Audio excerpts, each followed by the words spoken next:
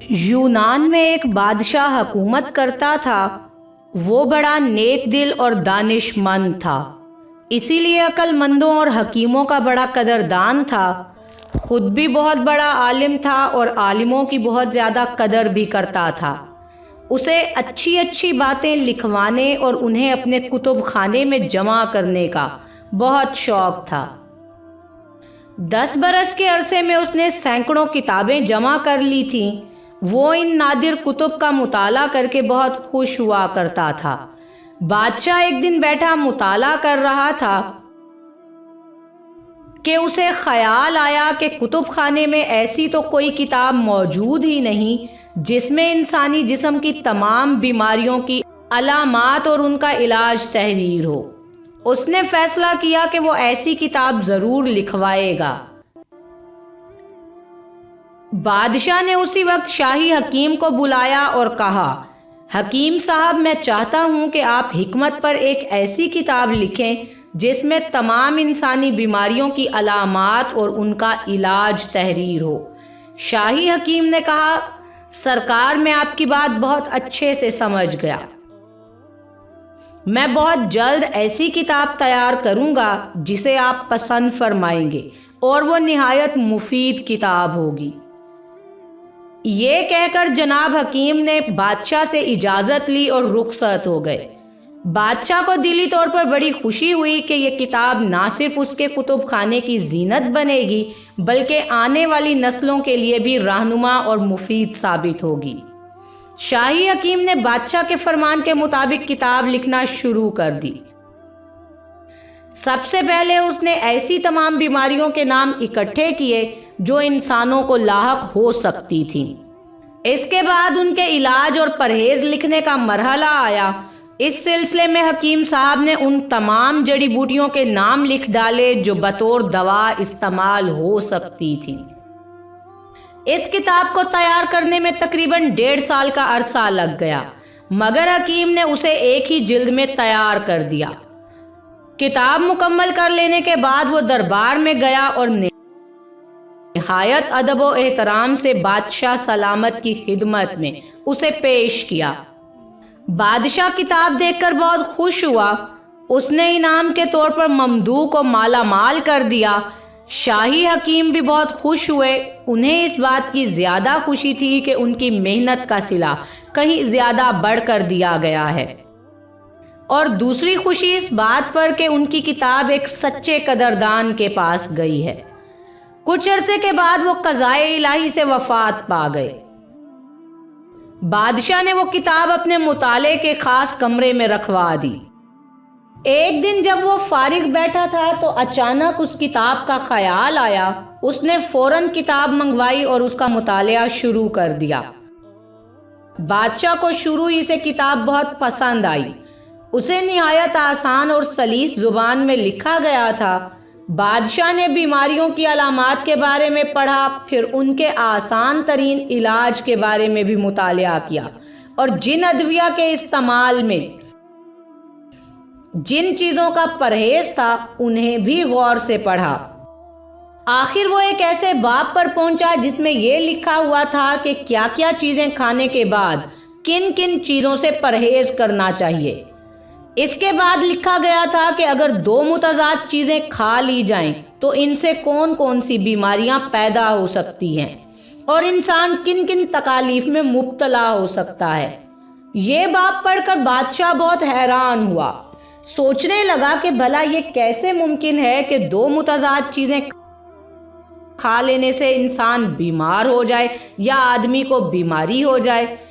ایک جگہ لکھا تھا کہ اگر تربوز کھا لینے کے بعد فوراً ہی دودھ پی لیا جائے تو شدید درجے کلنج یعنی انتڑیوں کے درد کا خطرہ پیدا ہو جاتا ہے۔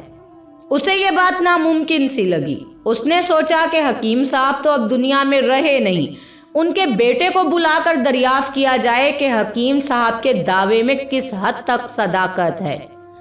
دوسرے روز بادشاہ سلامت نے شاہی حکیم کے بیٹے کو بلایا اور اس سے اس مسئلے کے بارے میں دریافت کیا، کیونکہ وہ خود بھی ممتاز حکیم تھا۔ بیٹے نے کہا، بادشاہ سلامت کا اقبال بلند ہو، آپ کو معلوم ہے کہ میرے والد ایک لائق اور تجربہ کار حکیم تھے۔ انہوں نے جو کچھ تحریر کیا وہ ضرور تجربے کی کسوٹی پر پورا اترے گا۔ بادشاہ نے کہا کہ ہم آزما کر دیکھنا چاہتے ہیں۔ حکیم صاحب کے بیٹے نے کہا کہ آپ صبح کسی شخص کو طلب فرمائیں، اسے یکے بعد دیگرے دونوں چیزیں کھلائیں اور پھر اس کا نتیجہ اپنی آنکھوں سے ملاحظہ فرما لیں۔ بادشاہ نے اس کی بات مان لی اور صبح ہوتے ہی سپاہی ایک صحت مند کسان کو بادشاہ کے دربار میں لے آیا۔ بادشاہ نے حکیم صاحب کے بیٹے کو بھی بلا لیا اور اسے کہا کہ کسان کو پہلے تربوز کھلایا جائے، اس کے بعد اسے دودھ پلایا جائے تاکہ وہ دیکھ سکے کہ واقعی یہ درجے کلنج میں مبتلا ہوتا ہے یا نہیں۔ حکم کی فوراً تعمیل ہوئی۔ کسان کو پہلے تربوز کھلایا گیا، اس کے 2 منٹ بعد اسے گرم گرم دودھ پلا کر ایک کرسی پر بٹھا دیا گیا۔ 1 منٹ گزرا، پھر 2 منٹ، پھر 3 منٹ اور پھر 5 منٹ، یہاں تک کہ آدھا گھنٹہ گزر گیا، لیکن کسان پر کسی قسم کا کوئی رد عمل ظاہر نہ ہوا۔ جب کسان سے پوچھا گیا کہ تمہیں کسی قسم کی تکلیف محسوس نہیں ہو رہی تو اس نے کہا، بادشاہ سلامت، میں بالکل ٹھیک ہوں اور مجھے کسی قسم کی کوئی تکلیف نہیں۔ بادشاہ نے نوجوان سے مخاطب ہو کر کہا، تمہارے والد نے یہ عجیب بات لکھ دی۔ اب تم نے بھی دیکھ لیا کہ کسان پر ان دونوں چیزوں کا کوئی اثر نہیں ہوا اور وہ تو بالکل ٹھیک ٹھاک ہے۔ حکیم صاحب کا بیٹا سوچ میں پڑ گیا۔ آخر تھوڑی دیر کے بعد بولا، بادشاہ سلامت، مجھے 3 ماہ کی مہلت دی جائے۔ اس عرصے کے دوران کسان میرے پاس رہے گا۔ 3 ماہ بعد میں آپ کے سوال کا جواب دوں گا۔ بادشاہ نے اس کی درخواست منظور کر لی۔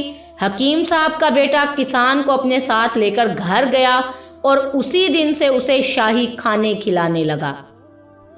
اسے نرم و ملائم کپڑے پہننے کے لیے دیے گئے اور سونے کے لیے بھی نرم اور انتہائی آرام دہ بستر دیا گیا۔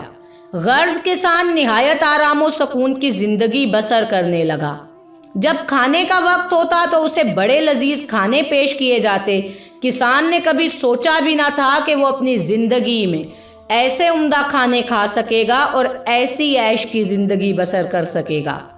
آخرکار 3 ماہ کا عرصہ پورا ہوا۔ حکیم نے سوچا کہ کسان کے مزاج کا امتحان لینا چاہیے۔ اب اس نے ایک رات اس کی بستر کی چادر کے نیچے مختلف جگہوں پر گندم کے دانے بکھیر دیے اور پلنگ کے ایک پائے کے نیچے گتے کے موٹے موٹے ٹکڑے کاٹ کر رکھے تاکہ دیکھا جا سکے اسے نیند آتی ہے یا وہ بے چین ہوتا ہے۔ سونے کا وقت آیا تو کسان اپنے پلنگ پر جا کر لیٹ گیا۔ اس نے محسوس کیا کہ اس کا بستر ناہموار ہے اور کوئی چیز ہے جو اسے چبھ رہی ہے۔ وہ جس طرف بھی کروٹ لیتا اس کا یہی حال ہوتا۔ کمرے میں اندھیرا تھا، اسے نظر بھی کچھ نہیں آیا۔ اس نے ساری رات بے چین اور بے کل ہو کر کاٹی۔ دن نکلا تو اس نے شکر ادا کیا۔ ناشتے کے وقت حکیم نے کسان سے پوچھا، کہو بھائی رات کیسی گزری؟ کسان نے کہا، حکیم صاحب کچھ نہ پوچھیں، رات بہت بے چینی سے گزری۔ یوں لگتا تھا جیسے پلنگ اونچا نیچا ہو، کمر میں تمام رات کنکر چبھتے رہے۔ میری تو ساری رات آنکھ ہی نہیں لگی۔ یہ سن کر حکیم نے سوچا کہ اب اس کا مزاج بدل چکا ہے، عیش کی زندگی نے اس کی طبیعت بدل دی ہے۔ وہ کسان جو تمام دن دھوپ میں کام کیا کرتا تھا آج اتنا نازک مزاج ہو چکا ہے کہ اسے گتے کے صرف 2 ٹکڑوں سے پلنگ ناہموار محسوس ہونے لگا ہے اور باریک گندم کے دانے پتھروں کی طرح چبھنے لگے ہیں۔ حکیم اپنے کام سے مطمئن ہو کر کسان کو بادشاہ کے پاس لے گیا اور کہا کہ حضور اب آپ اس کا امتحان لیجئے۔ بادشاہ تو اسی انتظار میں تھا۔ اس نے فوراً تربوز اور دودھ لانے کا حکم دیا۔ جب دونوں چیزیں آ گئیں تو کسان کو پہلے تربوز کھلایا، پھر دودھ پلایا گیا۔ ابھی 1 منٹ بھی نہ گزرا تھا کہ کسان کے پیٹ میں شدید درد شروع ہو گیا۔ تکلیف کی شدت سے وہ تڑپنے لگا، یہاں تک کہ اس کی حالت غیر ہو گئی۔ بادشاہ اس تبدیلی پر بہت حیران ہوا۔ اس نے حکیم سے پوچھا کہ اس کا کیا سبب ہے۔ اس نے کہا حضور بات یہ ہے کہ میرے والد نے یہ نسخے بہت سوچ سمجھ کر لکھے تھے۔ کتاب میں زیادہ تر نسخے بادشاہوں کے لیے لکھے گئے اور جو باتیں تحریر کی گئیں وہ شاہی مزاج کے مطابق تھیں۔ اب اس کسان کی بات سن لیں۔ پہلے یہ بڑا محنتی تھا، سخت محنت مشقت کیا کرتا اور اس کا معدہ لکڑ ہضم پتھر ہضم کے مترادف تھا، لیکن جب اسے عیش و عشرت میں رکھا گیا تو یہ نرم اور نازک مزاج ہو گیا۔ شاہی کھانے کھا کھا کر اس کا معدہ پہلے جیسا نہیں رہا۔ آج آپ نے دیکھ لیا کہ تربوز کے اوپر دودھ نے اس پر کتنی جلدی اثر کیا اور یہ درد اور تکلیف کی وجہ سے تڑپنے لگا۔